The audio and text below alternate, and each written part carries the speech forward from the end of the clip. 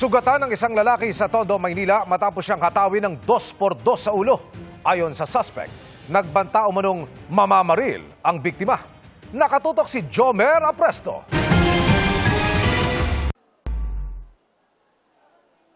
Pagmasdang maigi ang lalaking yan na tila may kinokumpronta sa bahagi ng Hapilan sa Tondo, Maynila madaling araw nitong Biyernes. Isang lalaki ang biglang sumulpot sa likuran at hinataw ang ulo ng lalaki na agad bumulagta.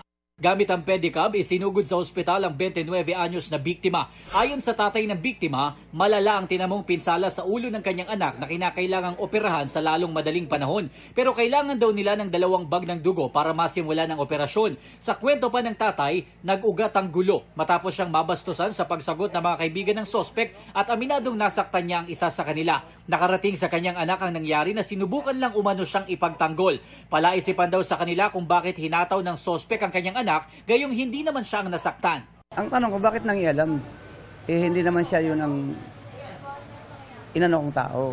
Intention talaga nila ang paluin yun.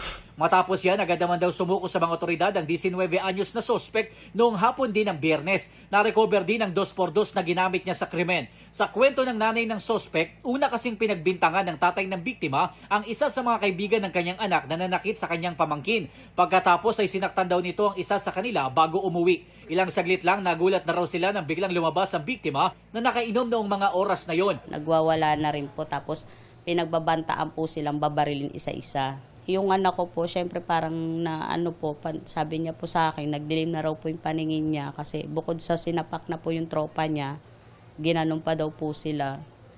Yung bata na po, yung tao po, yung parang pabalik-balik na lang din po sa kulungan kasi. Humingi naman siya ng paumanhin sa pamilya ng biktima. Sinisikap din daw nilang maghanap ng pera para may maibigay kung sakali para sa gasto sa ospital. Nasa kustodiya na ng Manila Police District ang suspect at naharap sa kasong frustrated murder. Sinusubukan pa namin siyang makuhanan ng pahayag.